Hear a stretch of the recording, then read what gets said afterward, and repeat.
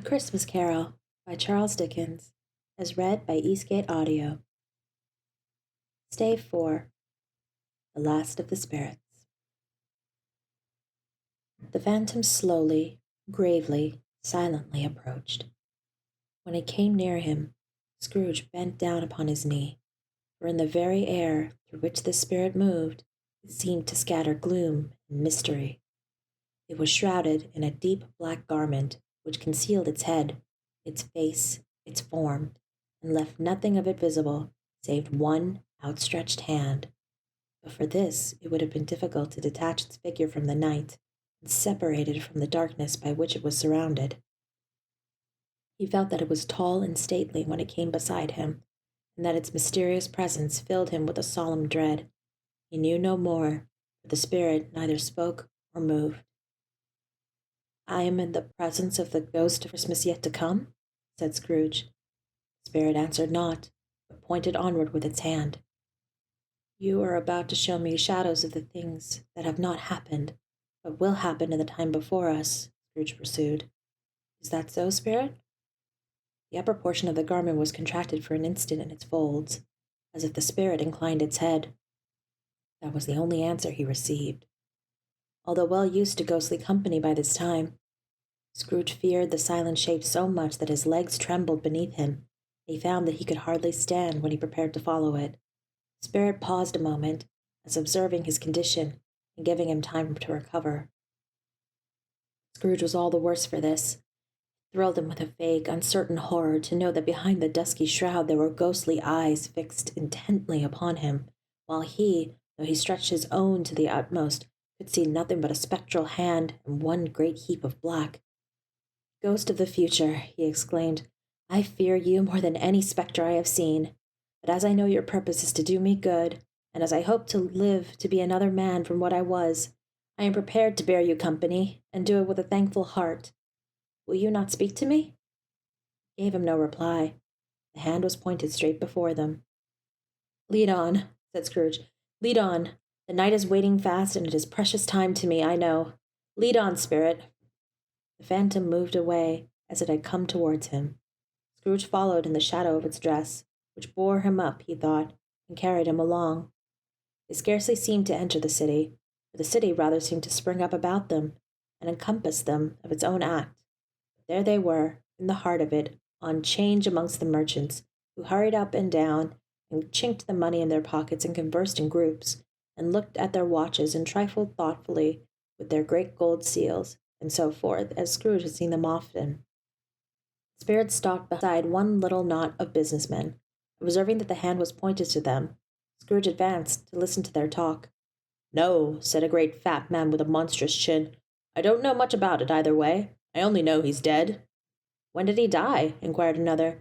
"Last night, I believe." "Why, what was the matter with him?" asked a third, taking a vast quantity of snuff out of a very large snuff-box. "I thought he'd never die." "God knows," said the first with a yawn. "What has he done with his money?" asked a red-faced gentleman with a pendulous excrescence on the end of his nose that shook like the gills of a turkey-cock. "I haven't heard," said the man with the large chin, yawning again. "Left it to his company, perhaps. He hasn't left it to me, that's all I know." This pleasantry was received with a general laugh. "It's likely to be a very cheap funeral," said the same speaker, "for upon my life I don't know of anybody to go to it. Suppose we make up a party and volunteer." "I don't mind going if a lunch is provided," observed the gentleman with the excrescence on his nose, "but I must be fed if I make one." Another laugh. "Well, I am the most disinterested among you, after all," said the first speaker, "for I never wear black gloves and I never eat lunch. But I'll offer to go if anybody else will. When I come to think of it, I'm not at all sure that I wasn't his most particular friend, for we used to stop and speak whenever we met. Bye-bye." Speakers and listeners strolled away and mixed with other groups. Scrooge knew the men, and looked towards the spirit for an explanation. The phantom glided on into a street. Its finger pointed to two persons meeting. Scrooge listened again, thinking that the explanation might lie here. He knew these men, also, perfectly. They were men of business, very wealthy and of great importance. He had made a point of always standing well in their esteem, in a business point of view, that is, strictly in a business point of view. "How are you?" said one. "How are you?" returned the other. "Well," said the first, "Old Scratch has got his own at last, eh?" "So I am told," returned the second. "Cold, isn't it?" Seasonable for Christmas time. You're not a skater, I suppose. No, no, something else to think of. Good morning. Not another word. That was their meeting, their conversation, and their parting. Scrooge was at first inclined to be surprised that the spirit should attach importance to conversations apparently so trivial, but feeling assured that they must have some hidden purpose, he set himself to consider what it was likely to be. It could scarcely be supposed to have any bearing on the death of Jacob, his old partner, for that was past, and this ghost province was the future. Nor could he think of anyone immediately connected with himself to whom he could apply them, but nothing doubting that to whomsoever they applied, they had some latent moral for his own improvement. He resolved to treasure up every word he heard and everything he saw, and especially to observe the shadow of himself when it appeared, for he had an expectation that the conduct of his future self would give him a clue he missed, and would render the solutions of these riddles easy. He looked about in that very place for his own image, but another man stood in his accustomed corner, and though the clock pointed to his usual time of day for being there, he saw no likeness of himself among the multitudes that poured in through the porch. It gave him little surprise, however, for he had been revolving in the change of life, and thought and hoped he saw his newborn resolutions carried out in this. Quiet and dark, beside him stood the phantom, with his outstretched hand. When he roused himself from his thoughtful quest, he fancied, from the turn of his hand, and its situation in reference to himself, that the unseen eyes were looking at him keenly. It made him shudder, feel very cold. They left the busy scene and went into an obscure part of the town, where Scrooge had never penetrated before, although he recognized its situation and its bad repute. The ways were foul and narrow, the shops and houses wretched, the people half naked, drunken, slipshod, ugly.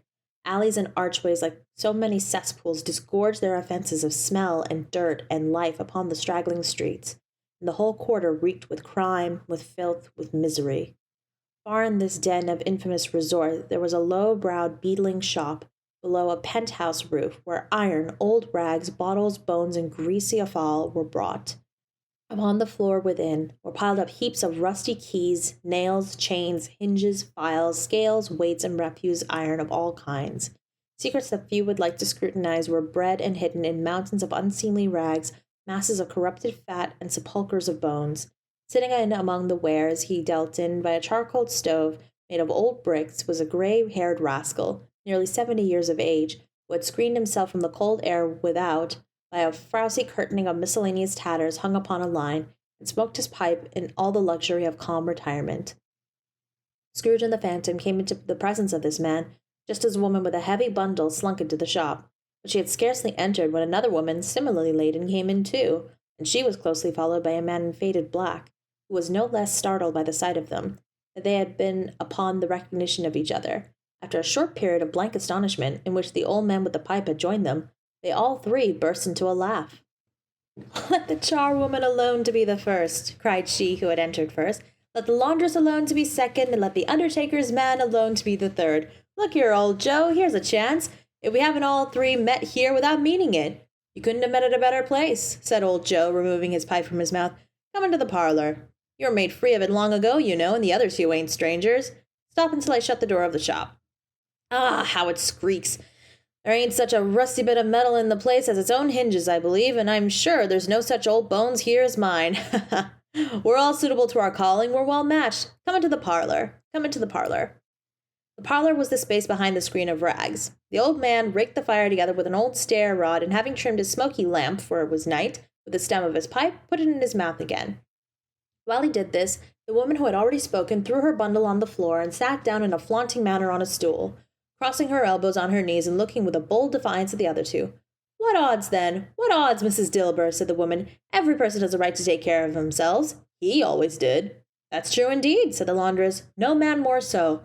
"Why, then, don't stand staring as if you was afraid, woman. Who's the wiser? We're not going to pick holes in each other's coats, I suppose."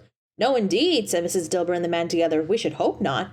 "Very well, then," cried the woman. "That's enough. Who's the worse for a loss of a few things like these? Not a dead man, I suppose." "No, indeed," said Mrs. Dilber, laughing. "If he wanted to keep him after he was dead, a wicked old screw," pursued the woman. "Why wasn't he natural in his lifetime? If he had been, he'd have had somebody to look after him when he was struck with death, instead of lying gasping out his last there, alone by himself." "It's the truest word that ever was spoke," said Mrs. Dilber. "It's a judgment on him."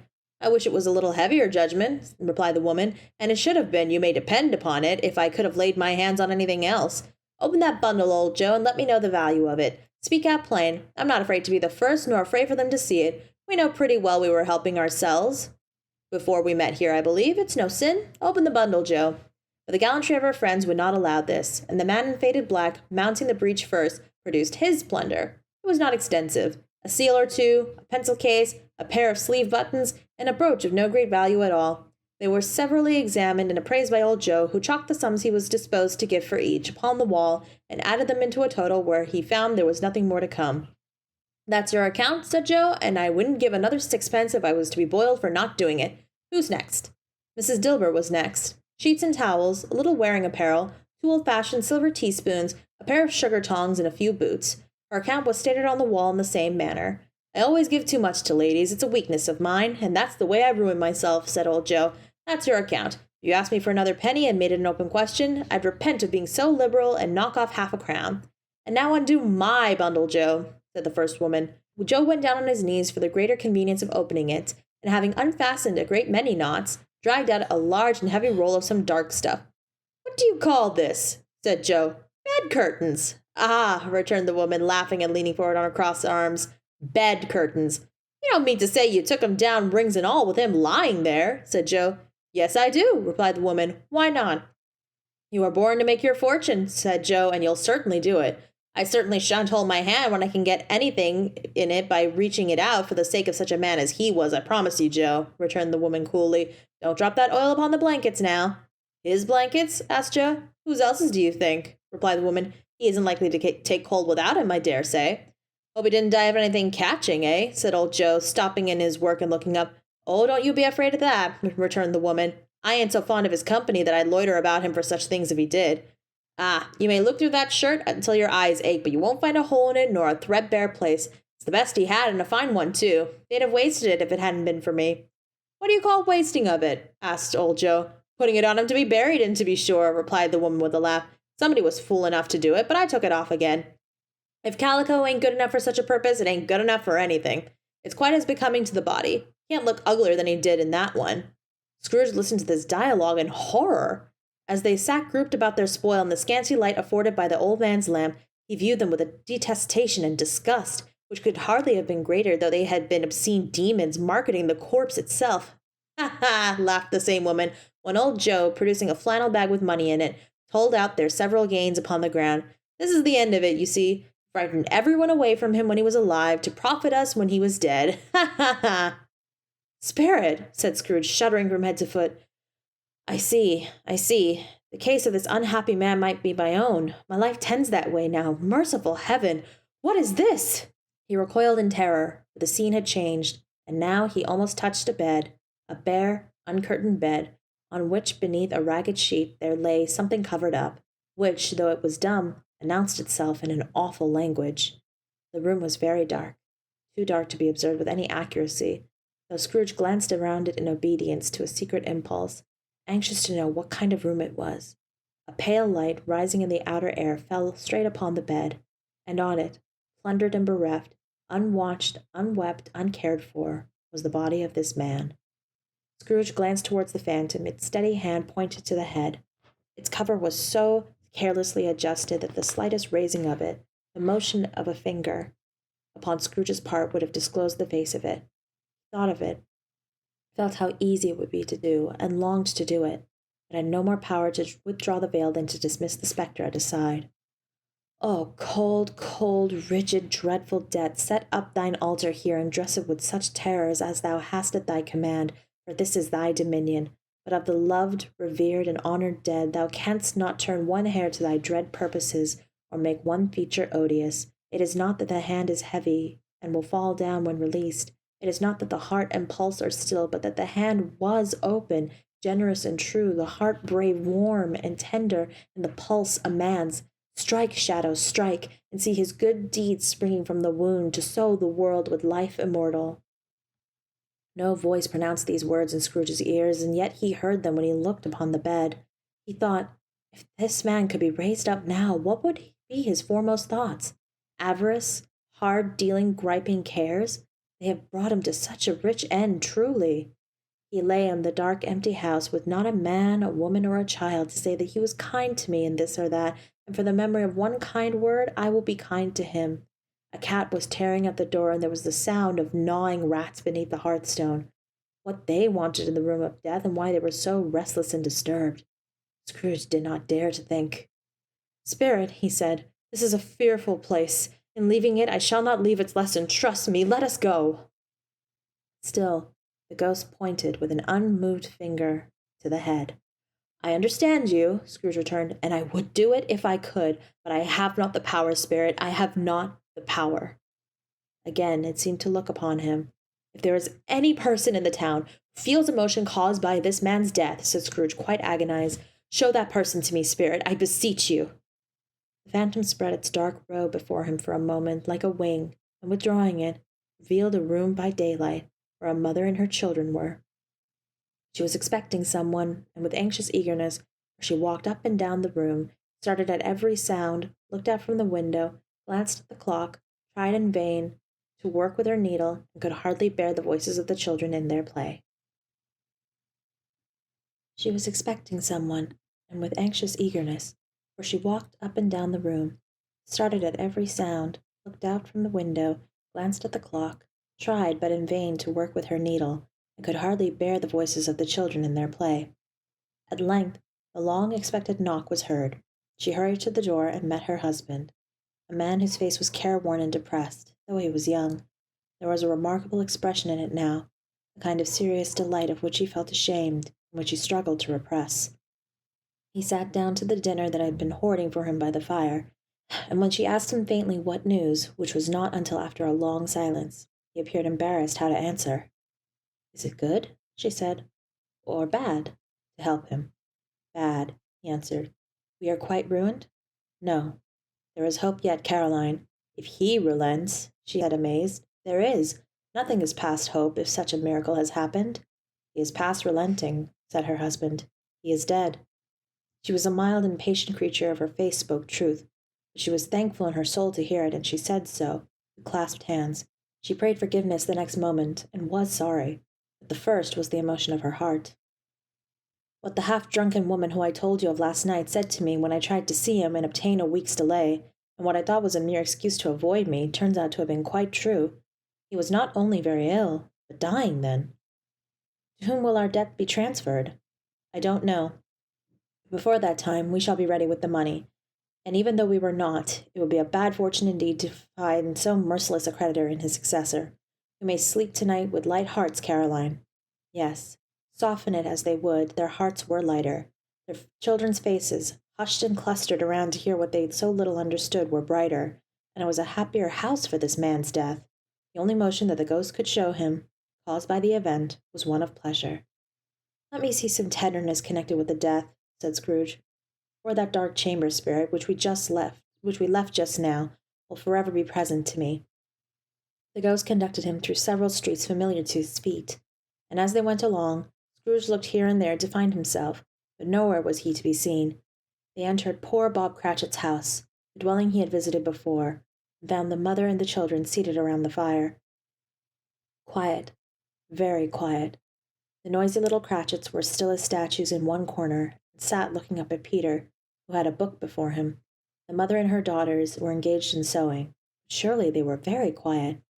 And he took a child, and set him in the midst of him. Where had Scrooge heard those words? He had not dreamed them. The boy must have read them out, as he and the spirit crossed the threshold. Why did he not go on? The mother laid her work upon the table, and put her hand up to her face. "The color hurts my eyes," she said. "The color? Ah, poor Tiny Tim." "They're better now again," said Cratchit's wife. "It makes them weak by candlelight, and I wouldn't show weak eyes to your father when he comes home for the world. It must be near his time." "Past it, rather," Peter answered, shutting up his book. "But I think he has walked a little slower than last evening's mother." They were very quiet again. At last she said, and in a steady, cheerful voice that only faltered once, "I have known him walk with Tiny Tim upon his shoulder, very fast indeed." "And so have I," cried Peter, "often."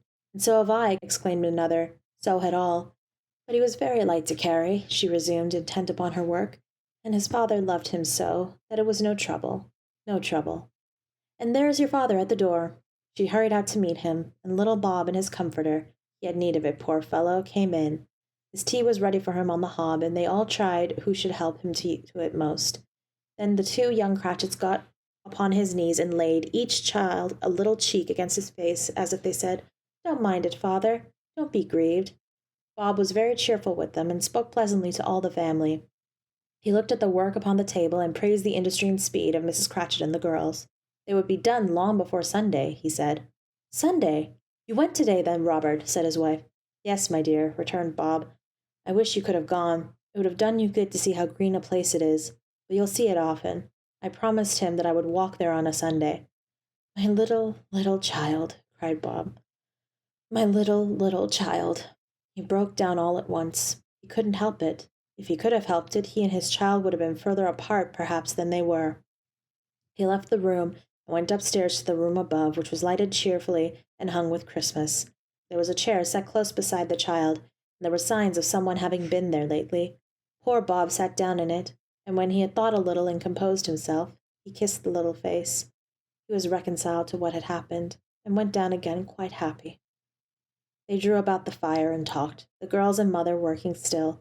Bob told them of the extraordinary kindness of Mr. Scrooge's nephew, whom he had scarcely seen but once, and who, meeting him in the street that day, and seeing that he looked just a little down, you know, said Bob, and inquired what had happened to distress him.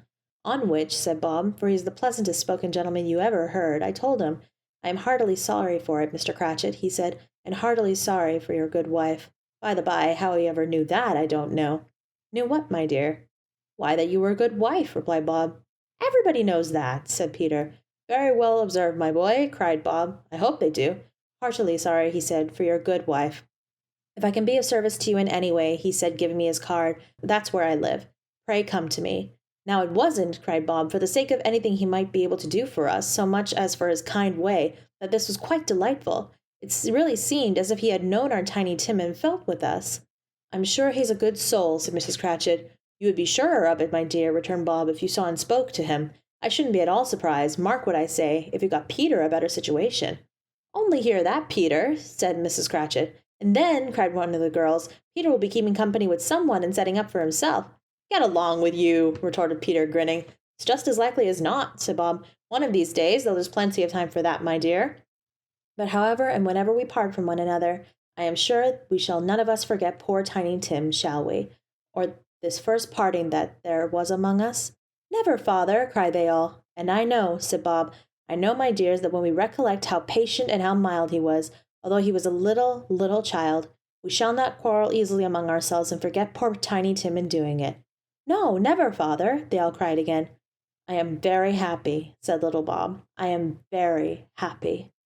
Mrs. Cratchit kissed him, his daughters kissed him, the two young Cratchits kissed him, and Peter and himself shook hands. Spirit of Tiny Tim, thy childish essence was from God. Spectre, said Scrooge, something informs me that our parting moment is at hand, I know it, but I know not how. Tell me what man that was, whom we saw lying dead. The ghost of Christmas yet to come conveyed him, as before, though at a different time, he thought. Indeed, there seemed no order in these latter visions, save that they were in the future, into the resorts of business men, but showed him not himself. Indeed, the spirit did not stay for anything, but went straight on, as to the end just now desired, until besought by Scrooge to tarry for a moment. This court, said Scrooge, through which we hurry now, is where my place of occupation is, and has been for a length of time. I see the house. Let me behold where I shall be in days to come. The spirit stopped. The hand was pointed elsewhere. The house is yonder, Scrooge exclaimed. Why do you point away? The inexorable finger underwent no change. Scrooge hastened to the window of his office and looked in. It was an office still, but not his. The furniture was not the same, and the figure in the chair was not himself. The phantom pointed as before. He joined it once again, and wondering why and whither he had gone, accompanied it until they reached an iron gate. He paused to look around before entering. A churchyard. Here, then, the wretched man of whose name he had now to learn lay underneath the ground. It was a worthy place, walled in by houses, overrun by grass and weeds, the growth of vegetation's death, not life, choked up with too much burying, fat with repleted appetite. a worthy place. The spirit stood among the graves and pointed down to one. He advanced towards it, trembling. The phantom was exactly as it had been, but he dreaded that he saw a new meaning in its solid shape. "Before I draw nearer to that stone to which you point," said Scrooge, "answer me one question. Are these the shadows of things that will be, or are they the shadows of things that may be only?" Still, the ghost pointed downwards to the grave by which it stood. "Men's courses will foreshadow certain ends to which, if persevered in, they must lead," said Scrooge. "But if the courses be departed from, the ends will change. Say it is thus with what you show me." The spirit was immovable as ever. Scrooge crept towards it, trembling as he went, and following the finger, read upon the stone of the neglected grave his own name, Ebenezer Scrooge. "Am I that man who lay upon the bed?" he cried upon his knees. The finger pointed from the grave to him and back again. "No, spirit, oh no, no!" The finger was still there. "Spirit," he cried, tight clutching its robe, "hear me! I am not the man I was. I will not be the man I must have been but for this intercourse. Why show me this if I am past all hope?" For the first time the hand appeared to shake. "Good spirit," he pursued, as down upon the ground he fell before it, "your nature intercedes for me, and pities me. Assure me that I may yet change these shadows you have shown me by an altered life." The kind hand trembled. "I will honor Christmas in my heart, and try to keep it all the year. I will live in the past, the present, and the future. The spirits of all three shall strive within me. I will not shut out the lessons that they teach. Oh, tell me I may sponge away the writing on this stone." In his agony, he caught the spectral hand. It sought to free itself, but he was strong in his entreaty and detained it. The spirit, stronger yet, repulsed him. Holding up his hands in a last prayer to have his fate reversed, he saw an alteration in the phantom's hood and dress. It shrunk, collapsed, and dwindled down into a bedpost.